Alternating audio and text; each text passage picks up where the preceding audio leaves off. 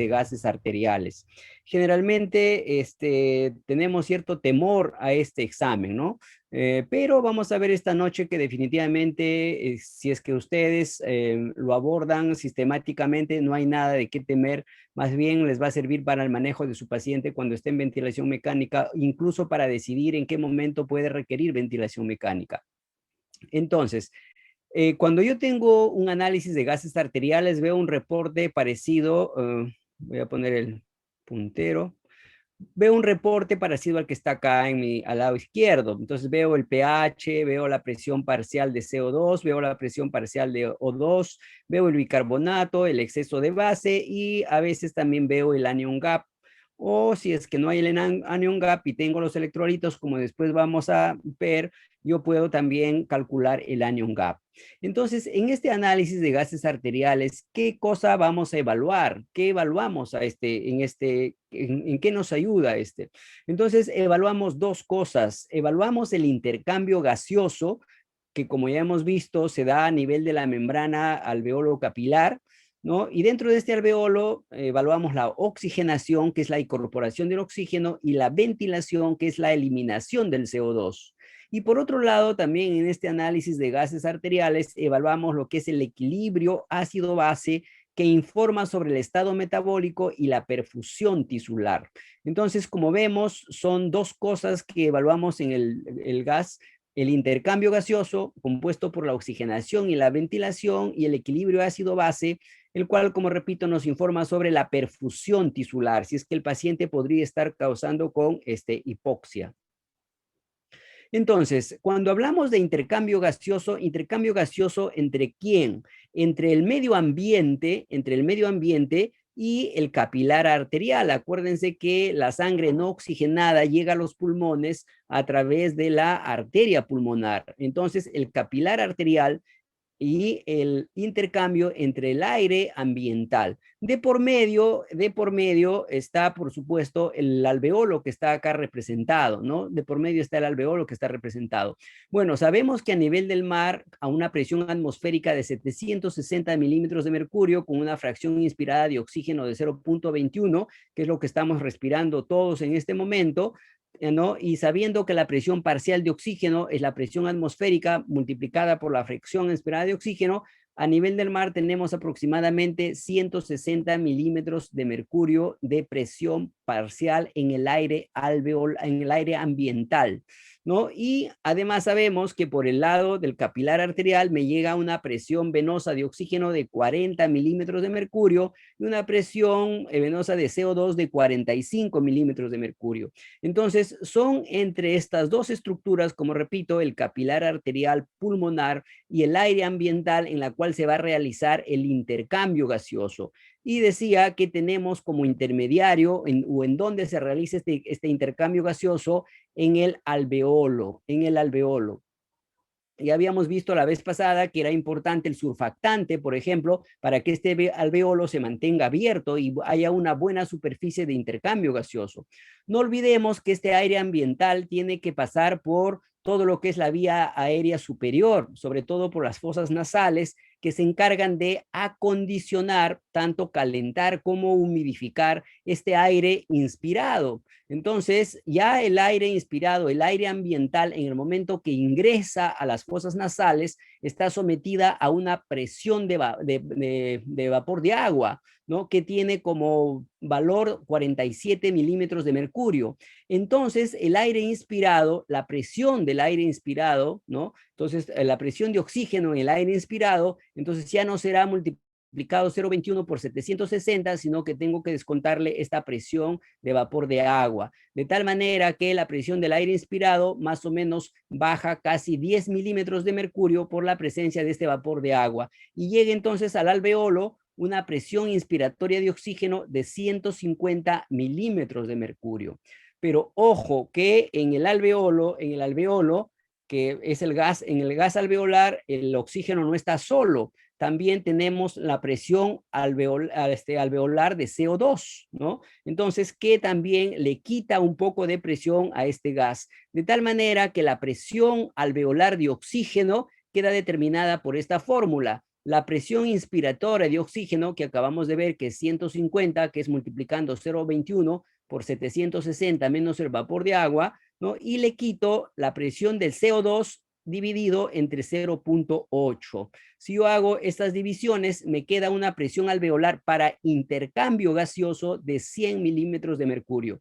Entonces, es con estas dos cifras que se va a hacer el intercambio gaseoso. Entonces, el oxígeno va a pasar del medio de mayor concentración al medio de menor concentración. Entonces tenemos así que empieza a pasar el oxígeno y a esto vamos a llamar oxigenación, ¿no? Entonces, si el capilar está en buen estado, si el alveolo está distendido, voy a tener una buena membrana de intercambio, entonces se va a realizar esta oxigenación. Por otro lado, entonces, también entonces, entra por este lado, ¿no? Con una presión de 40 milímetros de mercurio y va por el otro lado más o menos cercano a 90, incluso en los neonatitos mucho más, ¿no? Mucho más. Además, como vemos, acá en el alveolo tengo yo 40 milímetros de mercurio y acá en el capilar arterial tengo 45 milímetros de mercurio. Entonces, se va a realizar entonces también la eliminación del CO2 desde el capilar arterial hacia el alveolo, también contra un gradiente, a favor de un gradiente. Entonces, ¿por qué? Porque acá tenemos mayor presión de CO2 y acá tenemos menor presión de CO2.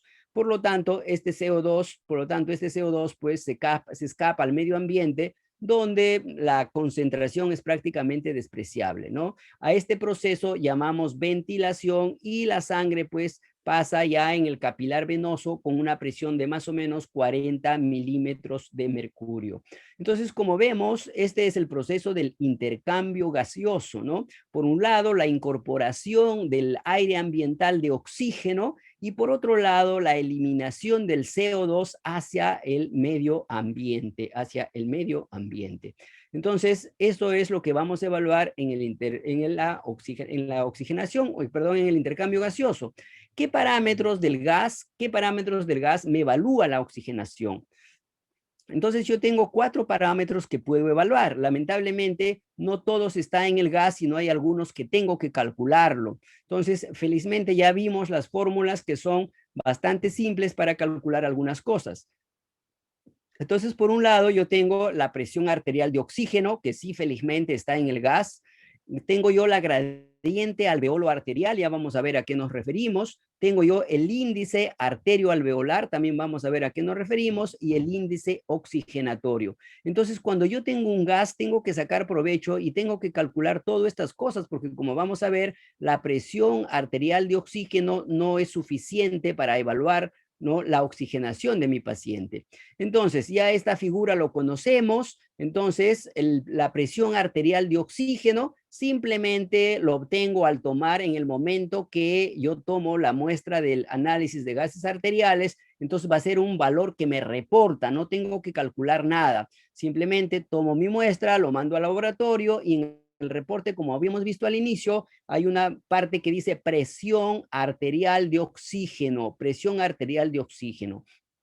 Y entonces yo voy a tener dos términos acá, uno que es hipoxemia y otro que es hiperoxemia, ¿no? Entonces hipoxemia significa que hay una disminución de la presión arterial de oxígeno, ¿ya? Entonces no confundirlo, ojo, con hipoxia. Hipoxia significa concentración de oxígeno baja en tejidos, ¿no? La célula que está hipóxica, ¿no? En cambio, acá hablamos de concentración o presión arterial de oxígeno a nivel sanguíneo, Entonces, yo en lo que respecta a la hipoxemia tengo dos términos. Uno, lo que es absoluta, generalmente por el valor, lo que me manda la presión arterial de oxígeno, y relativa si yo tomo en cuenta la fracción inspirada de oxígeno que está respirando el neonato, ¿ya? Entonces, generalmente no hay una cifra, como vamos a ver al último, no hay un punto de corte, pero generalmente, sobre todo para recién nacidos a término, hablamos de hipoxemia cuando la presión arterial de oxígeno está por debajo de 80 milímetros de mercurio. Y para la presión arterial relativa, o sea, para la hipoxia relativa, tengo que tomar en cuenta, como repito, qué fracción inspirada de oxígeno está en porcentaje está recibiendo mi paciente.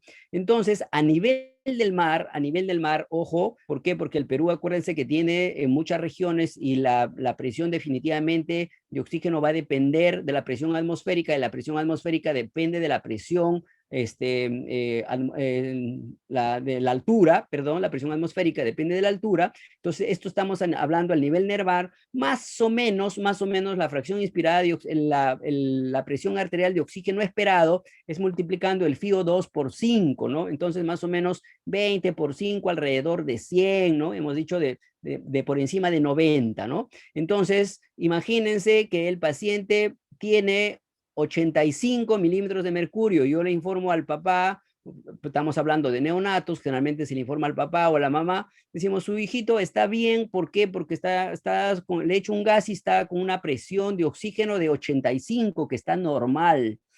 Pero cuando yo me doy cuenta está respirando un oxígeno al 100%. Entonces la presión arterial de oxígeno esperada sería por 5, o sea, 100 por 5, 500.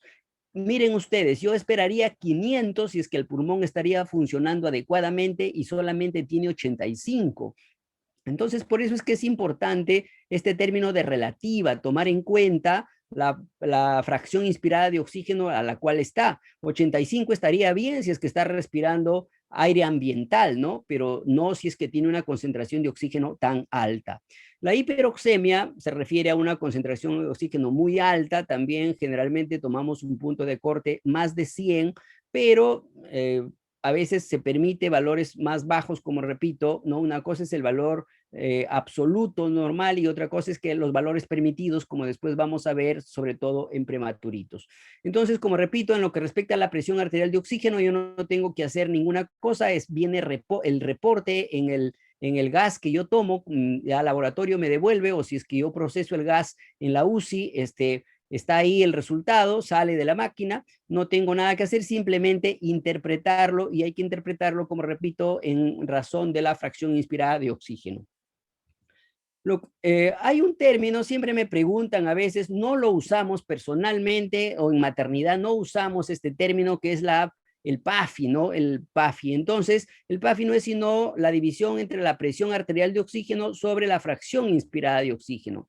Entonces, y así se clasifica la dificultad respiratoria en leve, moderada y severa de acuerdo al valor que ustedes ven acá. Como repito, en maternidad no tenemos la costumbre o no usamos este parámetro en el gas, pero yo sé que lo usan en niños mayores y sobre todo en adultos, en la cual incluso da un índice pronóstico como otros índices que vamos a ver en el neonato.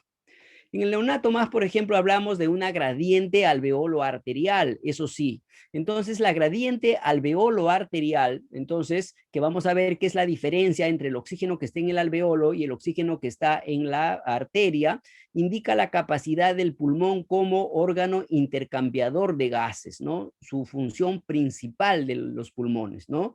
Entonces, su valor se ve pues aumentada cuando el parénquima o la circulación hay alteraciones ya tanto en el parénquima, por ejemplo, como en la neumonía, o como lo que hemos visto la semana pasada en la enfermedad de membrana hialina, o cuando yo tengo problemas de circulación o shunts, ya sea extra o intrapulmonares. Entonces hablamos de la gradiente alveolo arterial. Y como su nombre lo indica, entonces acá en esta figurita va a ser la diferencia entre la presión alveolar de oxígeno, menos la diferencia de la presión arterial de oxígeno, ¿no? Entonces, ya sabemos cuál es la fórmula de la presión alveolar de oxígeno, FiO2 multiplicado por la presión atmosférica menos la presión del vapor de agua, que es 47, menos el CO2 sobre 0.8, y habíamos calculado que 100. Por otro lado, por ejemplo, yo le hago el gas a mi paciente y ya tengo yo la presión arterial de oxígeno y simplemente hago la diferencia. Entonces, en este caso sería, por ejemplo, 100 menos 90, ¿no? Entonces, tengo ya la gradiente alveolo arterial. Entonces, lo único que tienen que calcular entonces acá, ¿por qué? Porque el oxígeno, la presión arterial de oxígeno ya viene en el AGA, yo tengo que calcular la presión alveolar de oxígeno, ¿no? Entonces, una vez que calculo la presión alveolar de oxígeno, hago la resta y ya tengo mi gradiente alveolo arterial. Ahora, este gradiente tiene valores normales, entonces se considera normal, por ejemplo, menos de 20, ¿no? Entonces, menos de 20 yo podría considerar normal. Ahora, mientras más pequeño el niño, este valor es menor. Por ejemplo, en neonatos se dice pues que 5, 7, pero de todas maneras el valor va hasta 20 para considerarlo normal. Mientras uno va envejeciendo, entonces este valor también se va incrementando. Y acá le he puesto entonces alveolo menos el oxígeno en la sangre, ¿no? Cuando el valor está entre 20 a 200, hablamos nosotros de una enfermedad pulmonar leve. Cuando está en 200 y 500, una enfermedad pulmonar moderada, y más de 500, una enfermedad pulmonar grave. También se toma a veces como un factor que si estoy en duda, de repente para decidir si requiere o no requiere ventilación mecánica. Con más de 250 es una insuficiencia respiratoria que requiere ventilación mecánica, ¿no? Y también me puede dar un índice pronóstico, porque me reportan que mayor de 600, por lo menos durante 6 horas, da una mortalidad hasta de 80%. Entonces, me sirve pues, si es que yo hago este cálculo, un poquito de repente voy a tener trabajo hasta que me acostumbre en calcular la presión alveolar de oxígeno, porque como repito, la presión arterial ya me sale en el gas y veo cuál es su gradiente alveolo arterial, que es la resta, Entonces, como siempre, la presión alveolar, siempre la presión alveolar va a ser mayor que la presión arterial, entonces este valor siempre me tiene que salir positivo. ¿Qué pasa si es que me sale negativo? Dos cosas, ¿no? O he tomado una muestra mala, ¿no? O en todo caso el procesamiento no ha sido bueno. De repente ha habido una burbuja de aire que ha incrementado mi concentración de oxígeno, pero esta diferencia nunca puede ser negativa, ¿no? ¿Por qué? Porque siempre la presión alveolar del oxígeno va a ser mayor que la presión arterial de oxígeno. Entonces eso tenerlo en cuenta en el momento cuando me salen valores, esos valores medios raros. Entonces si ya me sale negativo, digo, por ejemplo, este gas no es nada confiable, porque no puede haber fisiológicamente, no puede haber una gradiente alveolo arterial negativa.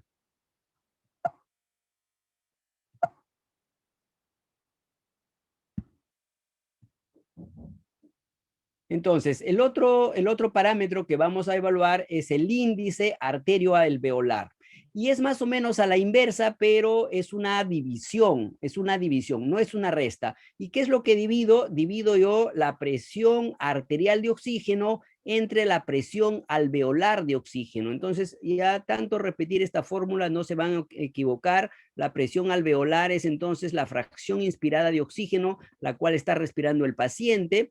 La presión atmosférica menos la presión de vapor de agua, que es 47, y a esa le resto la presión del CO2 dividido entre 0.8.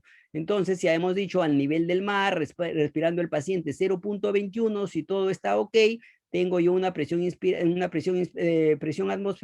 alveolar, perdón, de 100 milímetros de mercurio, cuando el CO2 es 40. Estamos viendo eso, ¿ah? ¿Por qué? Porque si el CO2 está más alto, esta presión va a ser diferente, ¿no? Va a ser diferente.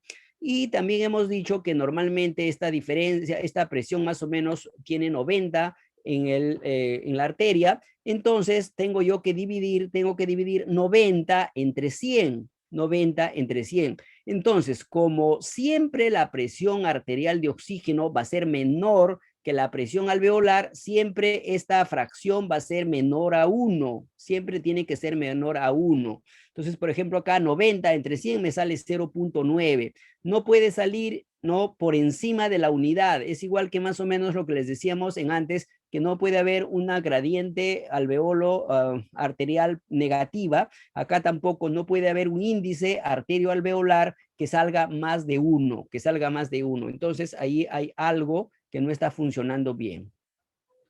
También tenemos valores normales. El valor normal es 0.7 a 0.9. Cuando es mayor de 0.2, estoy hablando de una enfermedad pulmonar leve. Cuando es mayor de 0.2, pero menor de 0.22, una enfermedad pulmonar moderada. Cuando es menor de 0.1, estoy hablando de una enfermedad pulmonar grave. Y anteriormente, porque ya la vez pasada que vimos, enfermedad de membrana hialina, ¿no? Veímos que para nada hemos hablado de este índice arterioalveolar para la necesidad de surfactante, pero esto más lo tomamos como una cosa histórica, ¿no? Cuando recién estábamos empezando a usar surfactante, ¿no? Y se reportaba también en la literatura, pues que cuando yo tengo un índice arterioalveolar menor a 0,22 era indicación de surfactante cuando el paciente tenía enfermedad de membrana hialina. Entonces acá la figurita para que no se olviden, entonces es la división de la presión arterial de oxígeno sobre la presión alveolar de oxígeno. ¿Ya? Entonces, para que no se olviden. Luego tengo yo el índice oxigenatorio, que lo calculo solamente para pacientes ventilados. El gradiente alveolo arterial, el índice arterio alveolar, ¿no? La presión arterial de oxígeno, yo lo puedo tener en cualquier paciente, esté ventilado o no esté ventilado. Pero el índice oxigenatorio solamente lo calculo en pacientes que están ventilados y se calcula mediante esta fórmula. Entonces, el índice oxigenatorio es la MAP, que es la presión media de la vía aérea, por la fracción inspirada de oxígeno por 100 y dividido sobre la presión arterial de oxígeno. Entonces, la presión media de la vía aérea también anteriormente, históricamente, también lo calculábamos, ¿no? Teníamos una fórmula, por ahí petito con petete, de acuerdo al tiempo expiratorio, de acuerdo al PIP, al PP, ¿no? Pero ahora, felizmente, ya los ventiladores modernos vienen y tienen ahí en la pantalla y nos dice cuánto es la presión media. Entonces ya no tenemos que calcular nada. La presión media va a estar en el ventilador mecánico. En el ventilador mecánico también va a estar la fracción inspirada de oxígeno que está respirando el paciente. Entonces simplemente voy a tomar yo el gas, ¿no? O el AGA, y del AGA voy a tomar la presión arterial de oxígeno. Entonces multiplico la presión media en la vía aérea por la fracción inspirada de oxígeno por 100 y lo divido entre la presión arterial de oxígeno y obtengo yo el índice ventilatorio. Entonces, como repito, para pacientes que están en ventilación. Entonces, normalmente el índice oxigenatorio cuando es menor a 10, tengo yo una enfermedad pulmonar leve. Cuando es de 10 a 25, enfermedad pulmonar moderada. Mayor de 25 está hablando de una enfermedad pulmonar severa. Y también utilizamos en neonatología para ciertas patologías, por ejemplo, cuando es mayor de 25 y el neonato tiene una hipertensión pulmonar persistente, entonces eso quiere decir que necesita óxido nítrico o en todo caso sildenafilo. Acuérdense que en esto medio todavía la utilización del óxido nítrico está muy restringido. Entonces, por ejemplo, en maternidad no lo tenemos, hay en ciertas clínicas, ¿no? Y puede ser también indicación, como repito, del sildenafilo vía oral, que lo utilizamos cuando tenemos chiquitos, por ejemplo, con síndrome de aspiración meconial y que están haciendo hipertensión pulmonar y tengan un índice oxigenatorio mayor de 25. Mayor de 40, ya hablamos de una oxigenación con membrana extracorpórea, que uno de los institutos que está capacitándose en esta técnica es el Hospital del Niño de San Borja, ¿no?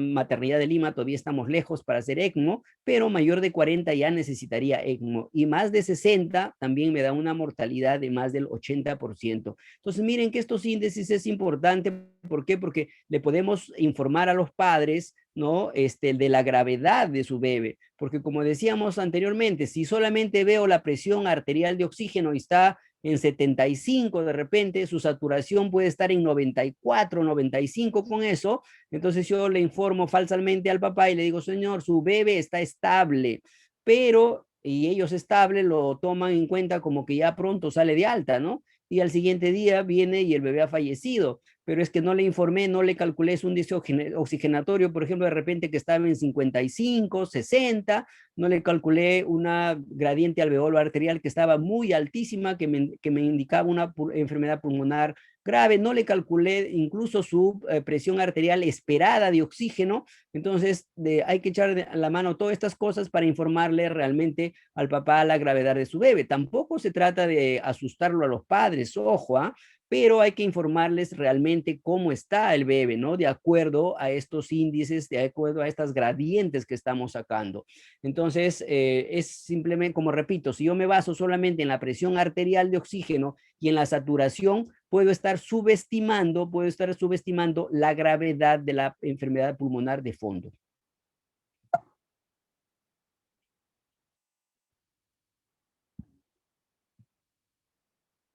Y la otra componente del intercambio gaseoso era la ventilación. Acordémonos que la ventilación era la eliminación del CO2, ¿no? Desde el capilar arterial hacia el alveolo y del alveolo hacia el medio ambiente. Entonces, ahí no tenemos mucho que ver. El parámetro único que utilizamos es la presión arterial de CO2, ¿no? O de dióxido de carbono, que también lo obtengo del gas. Entonces, yo tomo mi AGA y me reportan la presión arterial de CO2. Entonces voy a tener ahí dos términos, ¿no? Cuando el valor normal es de 35 a 45 milímetros de mercurio. Cuando está por debajo de 35, yo tengo una hiperventilación. Si el paciente está en ventilación mecánica, quiere decir que le estoy dando muchos parámetros. O tengo yo hipoventilación cuando está por encima de 45, y si es que está en ventilación mecánica, quiere decir pues que le falta parámetros ventilatorios, ¿no? Que le falta parámetros ventilatorios. Como repito, este parámetro lo obtenemos en el gas. Entonces, hasta ahí con lo que es la primera parte, que es lo que nos informa el gas, que es el intercambio gaseoso, la parte de oxigenación y la parte de ventilación. Entonces, acuérdense que la oxigenación, yo tengo que evaluar la presión arterial de oxígeno que viene directamente en el gas, tengo que ver la gradiente alveolo arterial, para lo cual tengo que calcular mi presión alveolar de oxígeno, pues tengo que evaluar yo también el índice arterioalveolar, y puedo evaluar en los pacientes ventilados el índice oxigenatorio. Por su parte, para la ventilación tengo que evaluar yo solamente la presión arterial de CO2, que también me viene directamente en el gas. La otra parte que yo tengo que evaluar es el intercambio gaseoso, perdón, el equilibrio ácido-base, ¿no? Que, como decíamos, nos informaba sobre el estado metabólico de los tejidos. Entonces vamos a dar algunos conceptos antes de entrar de lleno al tema. Entonces ya sabemos que el pH representa la concentración de iones hidrogeniones libres, ¿no? Entonces, ¿cuánta cantidad de estos hidrogeniones están libres? Porque la mayoría, como vamos a ver, están tamponados. Entonces, se expresa, como ustedes saben, el pH se expresa como el logaritmo negativo de esta concentración de iones hidrógeno. Por eso es que generalmente cuando incrementan estos iones de hidrógeno, el pH baja, ¿no? Y cuando disminuyen, el pH sube. ¿Por qué? Porque es una expresión logarítmica negativa, es una expresión logarítmica negativa. Entonces, como les mencionaba, la cantidad de hidrogeniones que contiene el organismo y que produce el organismo es una cantidad bastante grande, pero la mayoría de ellos están neutralizados por amortiguadores y por lo tanto en su forma libre quedan en muy pequeña cantidad. Entonces se dice así, por ejemplo, que la concentración de hidrogeniones en el líquido extracelular es de 45 a 35 nano equivalentes por litro. Esto me da un pH que fluctúa entre 7.35 a 7.45, que es más o menos el rango del pH que vamos a manejar como normal. Y un pH intermedio, entonces, sería 7.4, que representa una concentración de hidrogeniones libres de 40 nanoequivalentes por litro. ¿Ya? Entonces, solamente el pH me representa la concentración de hidrogeniones libres, no aquellos que están amortiguados. Entonces, el metabolismo en general, el metabolismo del cuerpo genera hidrogeniones libres en dos formas, como ácidos volátiles y como ácidos fijos, ¿no? Entonces, un ejemplo de los ácidos volátiles, el más importante, es principalmente el ácido carbónico. El ácido carbónico, como ustedes ven acá, que está su fórmula química, este se va a descomponer entre agua y CO2. Y tenemos que el CO2, como acabamos de ver, mediante la ventilación, el CO2 se va a eliminar a través de los pulmones. Como menciona acá, el CO2 es excretado por los pulmones. Entonces, ya tenemos acá un órgano que podemos decir que interviene en el equilibrio ácido-base. ¿Por qué? Porque va a través de este bicarbonato, este desdoblamiento en agua y CO2, va a poder eliminar estos ácidos volátiles, ¿no? Entonces, como repito, acuérdense, ya un órgano que gobierna el equilibrio ácido-base es el pulmón. La otra generación de ácidos son los ácidos fijos, que se genera como, por ejemplo, el ácido sulfúrico, el ácido fosfórico, los cetoácidos y el ácido láctico. Estos son eliminados por el riñón, pero previamente tienen que ser amortiguados por el bicarbonato y se eliminan ya sea como en forma de amonio o como ácidos titulables. Entonces, y tengo acá el otro órgano que me gobierna el equilibrio ácido-base, que es el riñón, ¿no? Entonces, mediante la eliminación de los ácidos fijos, el pulmón elimina los ácidos volátiles, ¿no? Y el riñón elimina los ácidos fijos.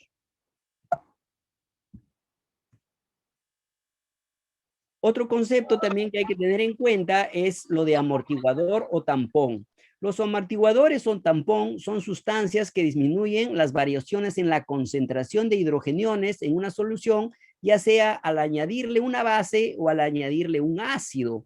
Entonces, si yo a una solución que tiene tampón le agrego ácido, por ejemplo, entonces voy a necesitar una mayor cantidad para producir un cambio en la concentración de estos hidrogeniones libres. ¿Por qué? Porque estas sustancias tampón van a atrapar a estos hidrogeniones y se van a ligar a ellos. Entonces, no van a dejar que ocurra un cambio tan fácilmente.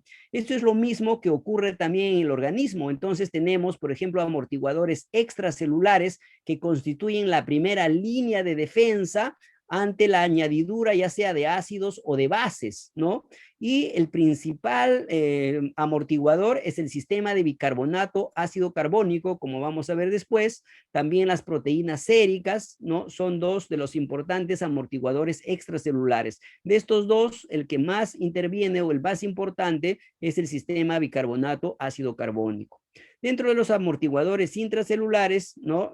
Tenemos también a las proteínas intracelulares, a los fosfatos, a la misma hemoglobina, pero estos requieren varias horas. En cambio, estos extracelulares son la primera línea de defensa y actúan rápidamente. En cambio, estos, como ven acá, requieren horas, ¿no? Para llegar a su capacidad máxima, Entonces tenemos, ojo, amortiguadores extracelulares y amortiguadores intracelulares, que lo que van a tratar es evitar de que haya cambios bruscos en el pH,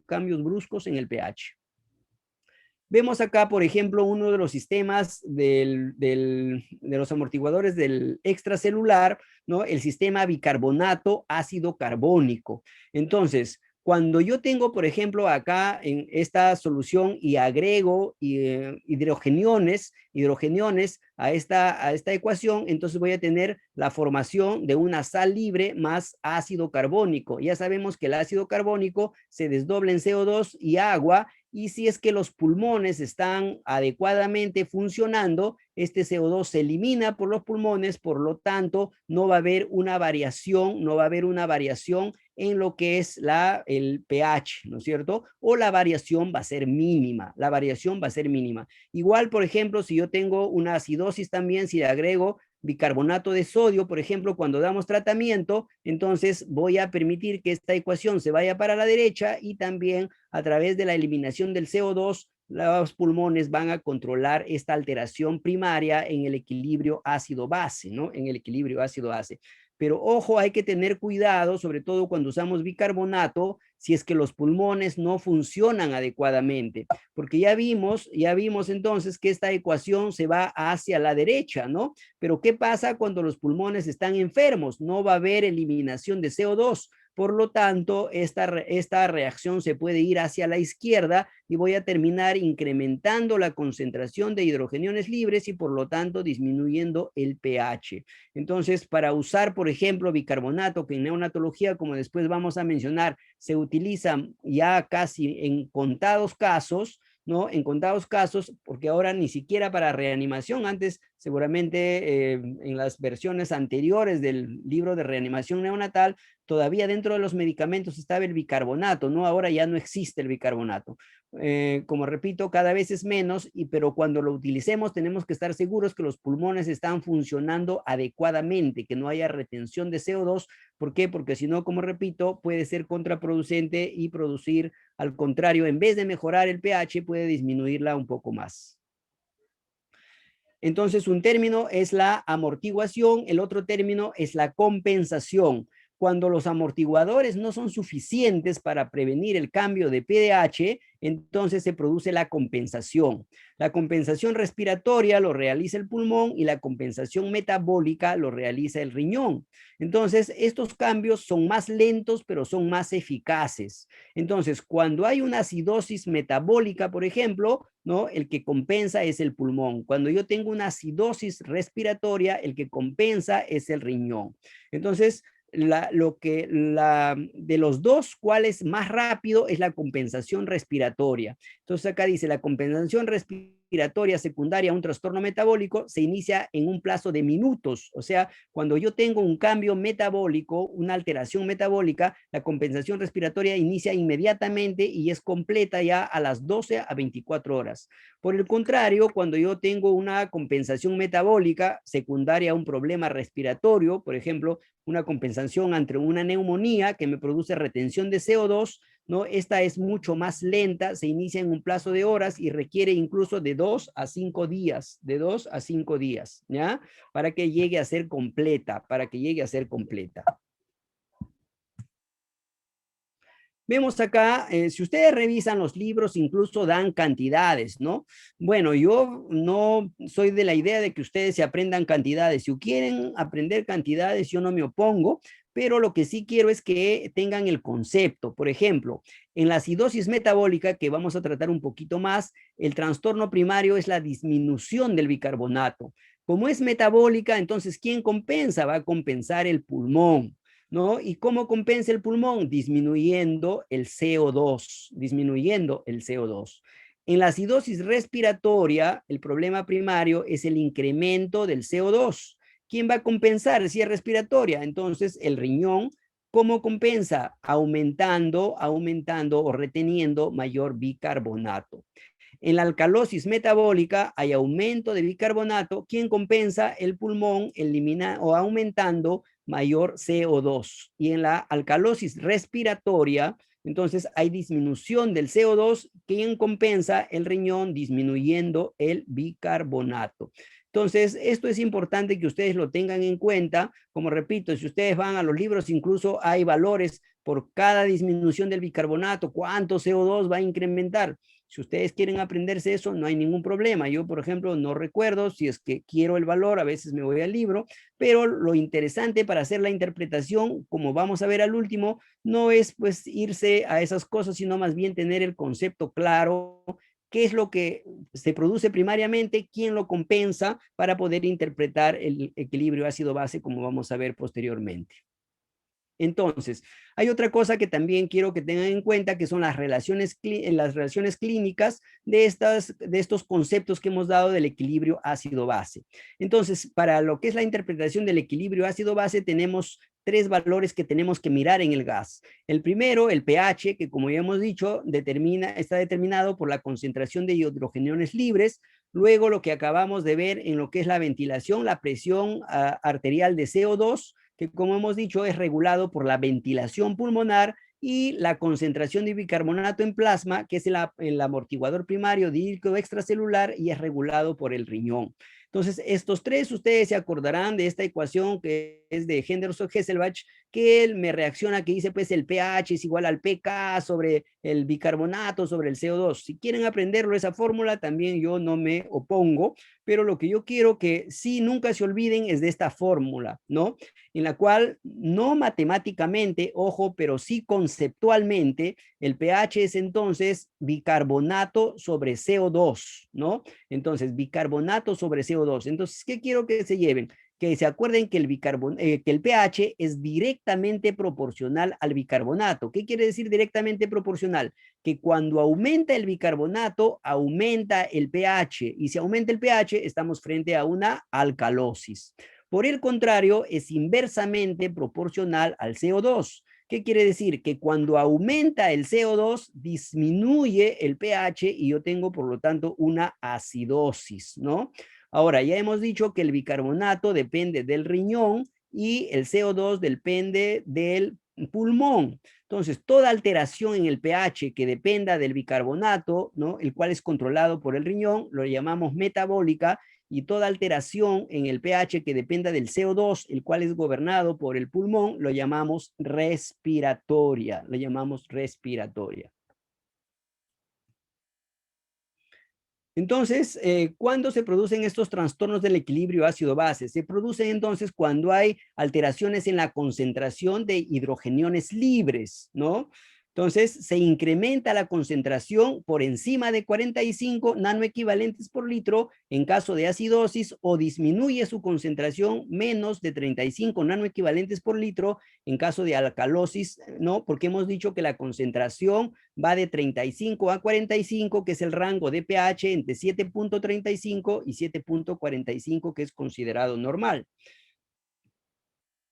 Y vamos a ver dos de las alteraciones principales, ¿no? Para irnos ya a lo que es la interpretación del equilibrio ácido-base. Vamos a ver que la acidosis metabólica no es sino la disminución del pH, entonces por debajo de 7.35, debido a la disminución en la concentración del bicarbonato. Entonces, como ustedes ven, les he puesto acá una figura grandaza que disminuye el bicarbonato, ¿no? Entonces, cuando es así, entonces llamamos acidosis metabólica. Entonces, esta disminución del bicarbonato, si ustedes se acuerdan, por favor, de esta fórmula, por eso les decía que esta fórmula no se olviden, no se olviden, entonces estamos diciendo acá, disminuyó el bicarbonato, y como disminuyó el bicarbonato y es directamente proporcional, entonces también va a disminuir el pH y por lo tanto va a disminuir el pH, por lo tanto va a estar por debajo de 135 y va a haber pues una acidosis metabólica, Vamos a hablar un poquito de esta acidosis metabólica porque generalmente es la alteración que más frecuentemente se ve en la unidad de cuidado intensivo, o ustedes si es que ven neonatos lo van a ver. Entonces, esto se da básicamente por tres cosas: por pérdida de bicarbonato, ya sea renal o digestiva, la cual me produce un anion gap normal. Después vamos a ver cómo se calcula el anion gap. O puede ser también por consumo, o sea que hay un aumento en la producción de ácidos y por lo tanto este bicarbonato es utilizado para amortiguar a estos ácidos que se producen. Acá tenemos, en este tipo de acidosis tenemos el anion gap aumentado.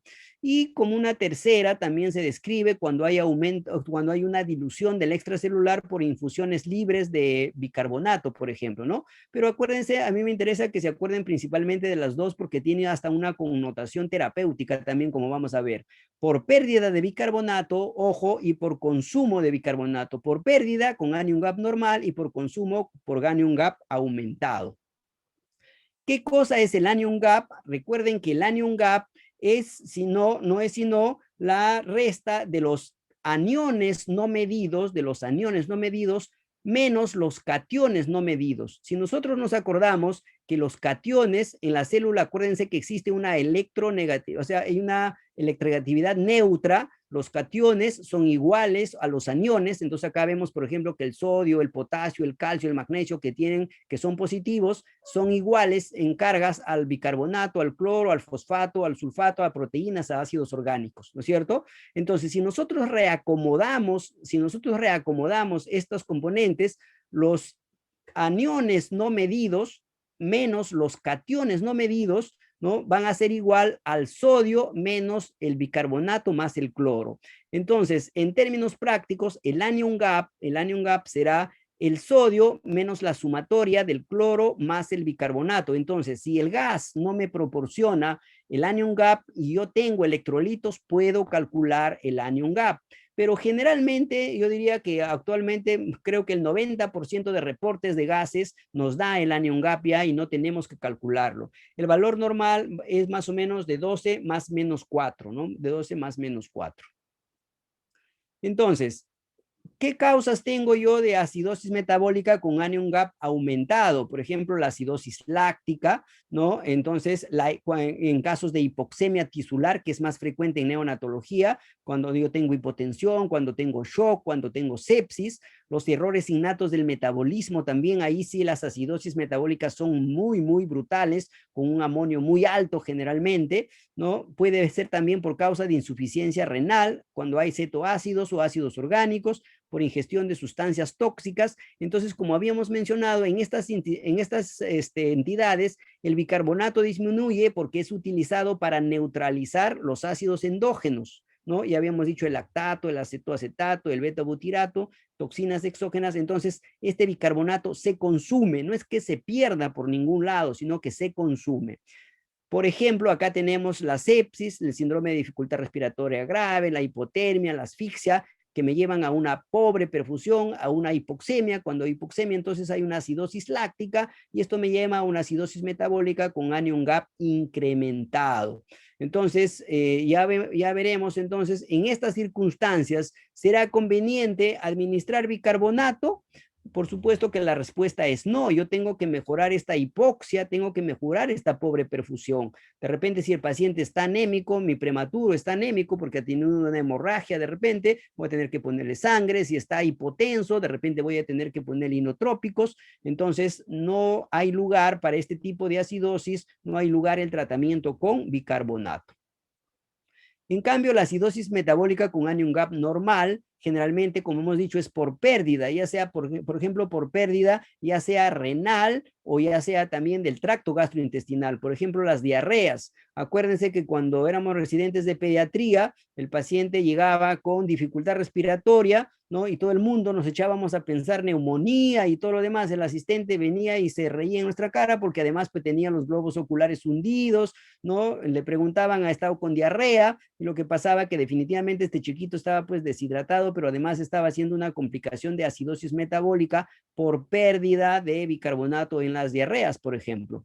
También en la acidosis tubular hemos visto en las rotaciones, por ejemplo, de nefrología, acá hemos visto la utilización de bicarbonato a dosis altas, ¿no? Cuando estas acidopatías me producen pérdida de bicarbonato. Entonces, pero acordémonos que eso me da acidosis metabólica con anion gap normal, con anion gap normal.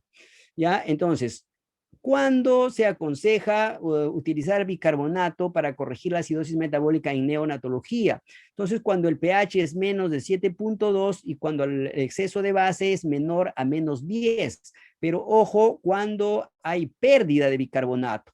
Hay también esta fórmula que existe que el bicarbonato a administrar es el déficit de base por el peso por 0.3 y como menciona acá, su uso debe limitarse a casos de pérdida tubular renal grave o ciertas causas de acidosis láctica congénita. Cada vez más, perdón, se prohíben o el uso del bicarbonato. Entonces sus usos están muy restringidos, sobre todo en el prematuro, porque su utilización se asocia, por ejemplo, con hemorragia intraventricular. Entonces, definitivamente hay que pensarlo dos veces cuando utilizamos bicarbonato en el recién nacido, sobre todo prematuro. La otra acidosis también frecuente que los vemos en la unidad de cuidado intensivo es la acidosis respiratoria. Igual, también es la disminución del pH por debajo de 7.35, pero debido a la elevación del CO2. Entonces tenemos una hipoventilación, hay disminución en la eliminación del CO2, por lo tanto, como está indicado en la figura, el CO2 incrementa y como hemos visto que el pH es inversamente proporcional al CO2, por lo tanto, el pH disminuye y me produce una acidosis respiratoria. Ahora, hay que acordarnos que no solamente la patología respiratoria me puede dar acidosis respiratoria. Efectivamente, la patología pulmonar, las neumonías, el neumotórax, la telectasia, la displasia, la enfermedad pulmonar crónica, la enfermedad de membrana hialina que vimos la semana pasada, o el síndrome de obstrucción bronquial, cuerpos extraños. Entonces, hay patología pulmonar que me puede llevar a acidosis respiratoria. Pero no solamente patología pulmonar, también hay patología cardíaca, por ejemplo, el edema pulmonar agudo, la insuficiencia cardíaca congestiva, o patología osteomuscular, como son fracturas costales múltiples, alteraciones de los músculos respiratorios, por ejemplo, cuando tenemos a veces parálisis diafragmáticas en los prematuritos. Y por último, patología neurológica, sobre todo dosis de sedantes. Los bebés a veces cuando llegan de sala necesitan pues ventilación mecánica. ¿Por qué? Porque no respiran solos. ¿Por qué? Porque están bajo los anestésicos, o cuando hay hemorragia intracerebral, intraventricular en los prematuritos, o cuando tenemos un traumatismo encefalocraniano. Entonces me pueden llevar a este tipo de acidosis respiratoria. El tratamiento de la acidosis respiratoria, por lo tanto, va a depender definitivamente de la causa, ¿no? Si yo tengo una neumonía, pues voy a tener que ponerle antibióticos. Si yo tengo una obstrucción bronquial, broncodilatadores, corticoides, de repente tratamiento de la insuficiencia cardíaca, o si es patología neurológica, de repente sedantes, voy a tener que esperar pues que se elimine normalmente, ¿no? Pero independiente de esta causa etiológica, ¿no? Independiente de ello, la ventilación mecánica es necesaria algunas veces para remover el CO2 y por lo tanto mejorar el pH, ¿ya? Entonces, en estos casos, la administración de bicarbonato está contraindicada, ya hemos dicho, ¿por qué? Porque justamente puede elevar el CO2, puede elevar el CO2. Acá hay algunas indicaciones, por ejemplo, de acuerdo a la edad gestacional, cuando los niños requieren ventilación mecánica de acuerdo a su gasometría.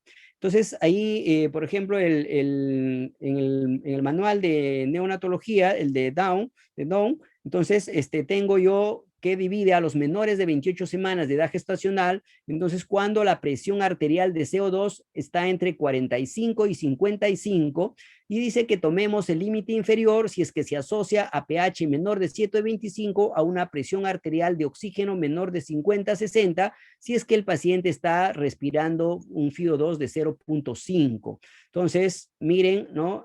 Los valores no son tan permisivos, ¿no? No son tan permisivos. Entre 28 y 32 semanas, cuando una presión arterial de CO2, entonces, igual que la anterior, está entre 45 y 55, y tomamos también el límite inferior cuando el pH está por debajo de 7,25, cuando la presión arterial de oxígeno está entre 50 y 60, muy parecido, pero si es que está respirando ya un FiO2 mayor a 0,6.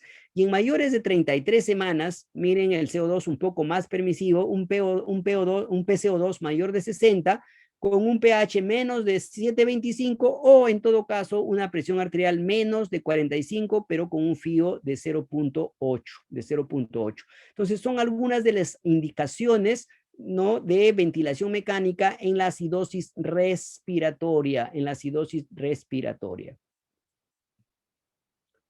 Entonces ahora vamos a ver más o menos la interpretación del equilibrio ácido-base. Habíamos mencionado al inicio que yo tengo, por ejemplo, este reporte, pH 7,34, PCO2 44, ¿no? Bicarbonato 23, un exceso de base en -1 y en un anion gap de 10. Entonces, con eso tengo que hacer yo la interpretación de esta parte del equilibrio ácido-base. Esta interpretación está basada, por si acaso, en esta revista que ya es del 2006, pero a mí me parece que está una interpretación bastante completa y bastante sencilla, sobre todo para que sin traumas de ningún tipo, y para mí por lo menos es bastante útil. Entonces, primero miramos el pH. Ojo que después van a activar, aunque no somos muchos, parece que no les ha interesado mucho el tema, porque la semana pasada creo que hemos ido hasta 25, ahora somos solamente 10 nada más. Entonces, primero vemos el pH, después ustedes van a activar su micrófono también, porque vamos a hacer un casito práctico. Entonces, primero vemos el pH, y acordémonos entonces que el pH para considerar normal es de 7,35 a 7,45.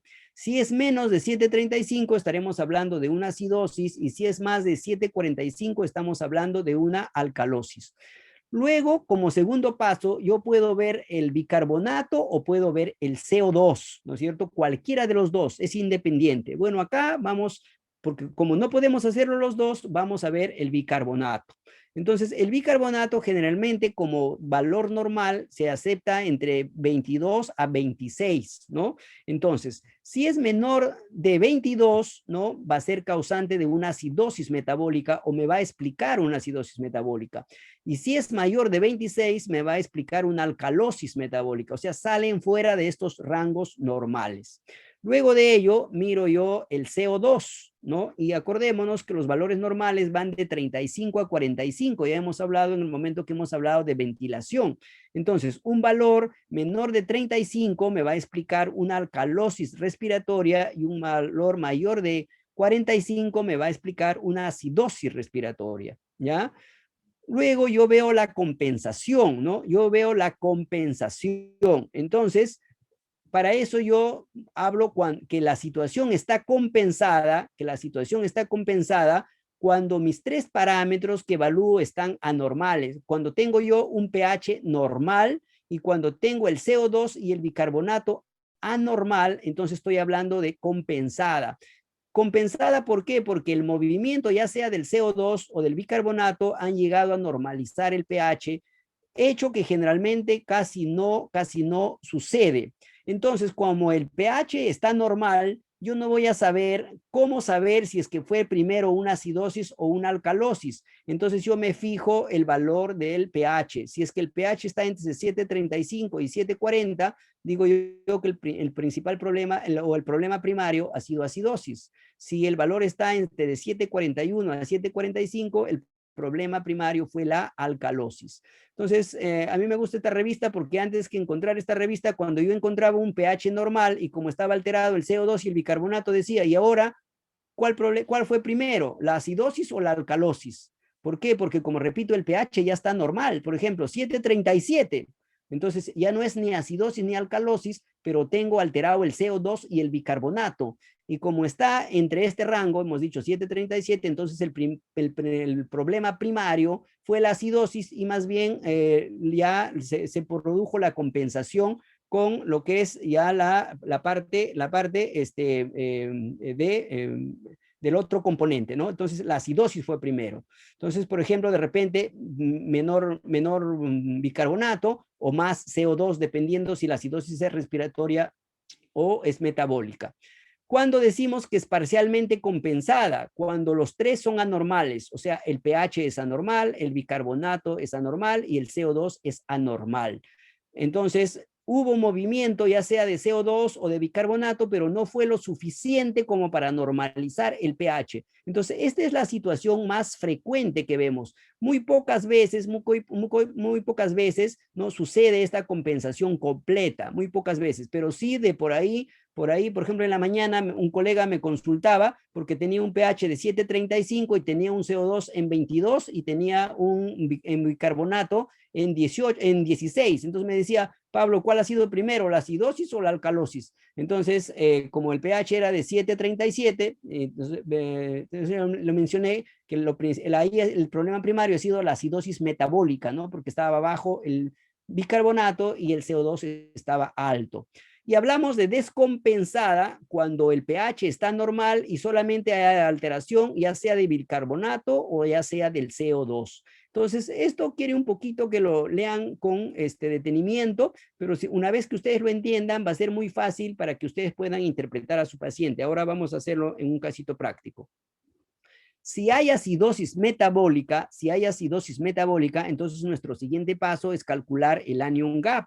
Ya hemos visto que el anion gap hemos dicho 12 más menos 4, o sea, de 8 a 16. Entonces yo voy a clasificar mi acidosis metabólica con anion gap alto, que sé que es cuando hay consumo de bicarbonato, por lo tanto no debo yo administrar en esos casos bicarbonato, y acidosis metabólica con anion gap normal cuando hay pérdida de bicarbonato. Entonces, ahí sí podría yo, si es que demuestro sobre todo que es un problema, pérdida tubular renal, ¿no? Y por último, también puedo hallar si es que es una acidosis metabólica para ver si es que el pulmón está compensando adecuadamente o no. Y seguramente todos conocen esta formulita del CO2 esperado, que es 1.5 por bicarbonato más 8 más menos 2. Entonces, si el PCO2 esperado es mayor, estoy hablando que también concomitantemente hay una acidosis respiratoria, quiere decir que el pulmón no está compensando adecuadamente. Y si el PCO2 es esperado es menor, entonces también hay aparte una acidosis, una alcalosis, perdón, respiratoria. Entonces, pero ojo, estas situaciones de anion gap y la compensación solamente cuando hay acidosis metabólica. Ahora sí, por favor, a ver si es que pueden activar sus micrófonos, ¿no? Y acuérdense que pH es igual a bicarbonato sobre CO2. Entonces, a ver, quiero un coro, a ver, para ver si es que no he hablado, no he hablado en vano esta noche, ¿no? Entonces, por ejemplo, tengo yo ahí un pH menor a 7.35. ¿Cómo lo interpretan? Está abajo. Una acidosis. Muy bien, entonces ya estoy más tranquilo. Si, por lo menos sé que alguien me ha escuchado. Entonces, si tenemos el pH por debajo de 7.35, tenemos entonces una acidosis, ¿no es cierto?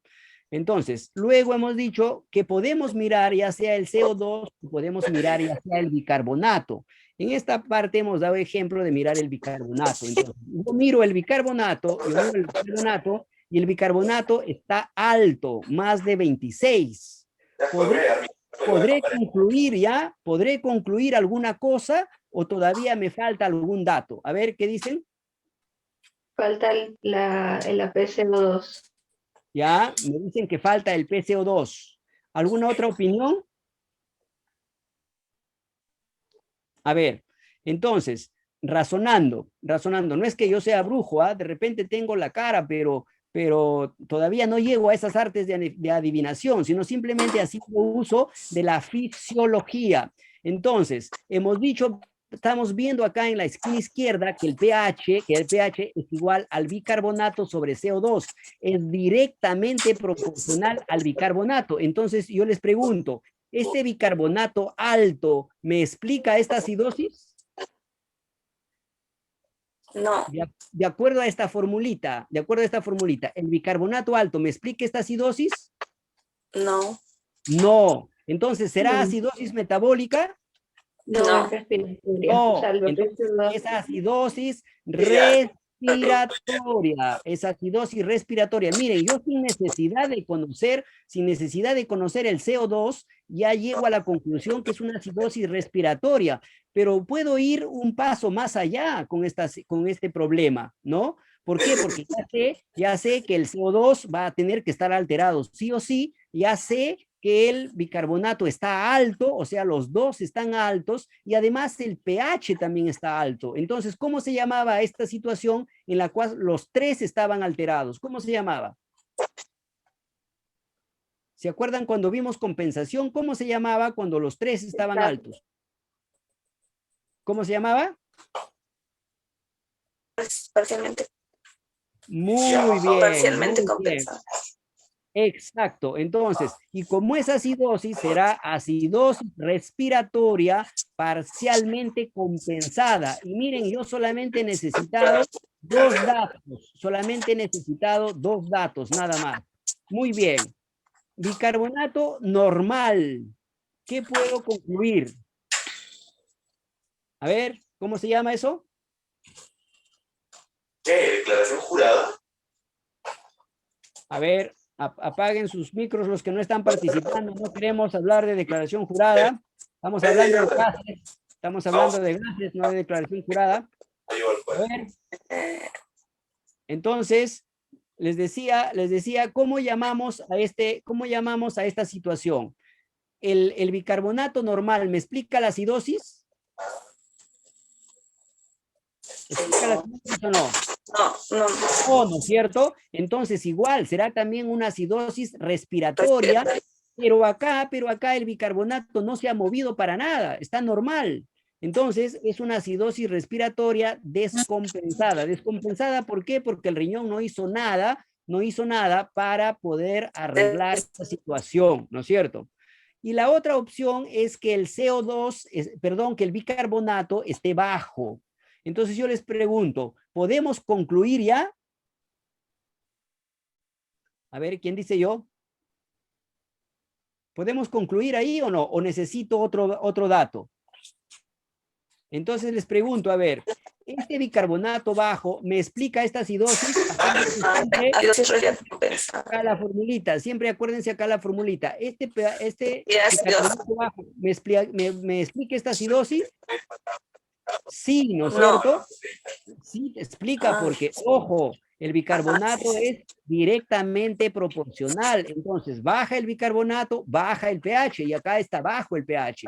Pero yo no puedo estar seguro que solamente sea, ya sé que tiene un componente metabólico, porque el bicarbonato está bajo, pero yo no sé si solamente, ahí sí, no puedo adivinar. Yo ya les he dicho que no soy adivino, simplemente usamos la fisiología.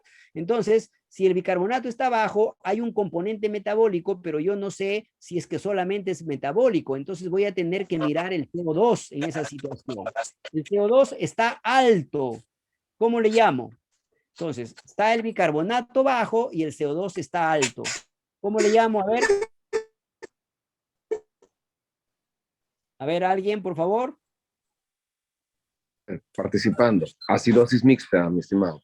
Muy bien, Jorge, gracias. Entonces, ya tengo yo que el bicarbonato bajo me explica ese pH, que el CO2 alto me explica ese pH. Entonces, por lo tanto, tengo yo una acidosis mixta. Entonces, miren que para esta situación he tenido que ver las dos o las tres cosas, el pH, el bicarbonato y el CO2. No como a las dos anteriores, que solamente viendo dos valores yo podía concluir algo, ¿no? Luego, cuando yo tengo un CO2 normal, entonces, ¿cómo se llama eso? A ver. Ya Jorge domina esta cosa, así es que lo deje a sus compañeros. Entonces, si el bicarbonato... Quiero que participen todos. No importa si equivoquen, quiero que participen. Claro, exacto. Por eso le digo, Jorge ya domina esta parte, así es que lo deje para sus compañeros. Entonces, miren, el CO2 normal no me explica esa caída de pH, ¿no es cierto? ¿Por qué? Porque está normal, me dice el bicarbonato. Entonces, tenemos acá dos situaciones. El pH está bajo, el bicarbonato está bajo, pero el CO2 está normal. Entonces, ahí hablábamos que es el problema de una alcalosis metabólica descompensada. Es metabólica porque ha disminuido el bicarbonato. Ya hemos dicho que el bicarbonato depende del riñón y me da metabólicas. Pero no se ha movido el CO2, por lo tanto estoy hablando yo de un problema descompensado, ¿no es cierto? Y por último, cuando el CO2 está bajo, ¿cómo se llamará eso? Jessica, a ver. Acidosis metabólicas. Muy bien, ¿y qué más? ¿Qué apellido le pones? Compensada, descompensada. Parcialmente compensada, ¿cómo le llamas? El CO2. Acidosis metabólica. El CO2 está bajo.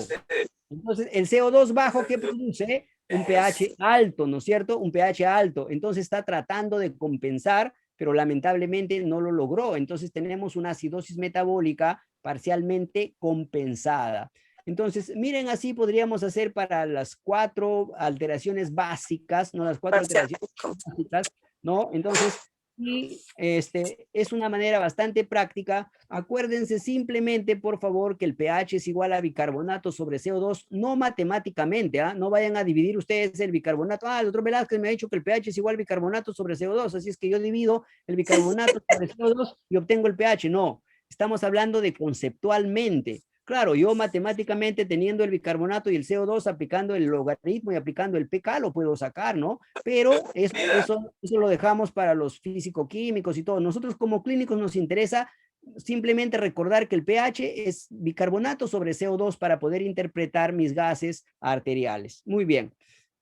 Entonces, algunas cosas que quería compartir con ustedes, por ejemplo, acá este es el de Goldsmith, de la última edición de ventilación mecánica neonatal, donde me da, por ejemplo, pH, el rango normal de 7.35 a 7.45 que habíamos hablado, ¿no? El rango de PCO2 también de 35 a 45. Más bien, miren, no me da un rango de oxígeno. Dice, el médico debe evaluar la presencia de ácido láctico, déficit de base y otros signos para determinar si el paciente está realmente en hipoxemia. O sea, no me da un valor específico ni siquiera para recién nacidos a término, que vamos a ver que sí lo puede haber como tenemos otras referencias. El bicarbonato acá me da un poquito diferente, ¿no? Aunque dice de 22 a 24, habíamos hablado de 22 a 26, ¿no? El exceso de base de menos 3 a más 1 y el lactato, a veces cuando yo lo necesito, también menos de 2, ¿no?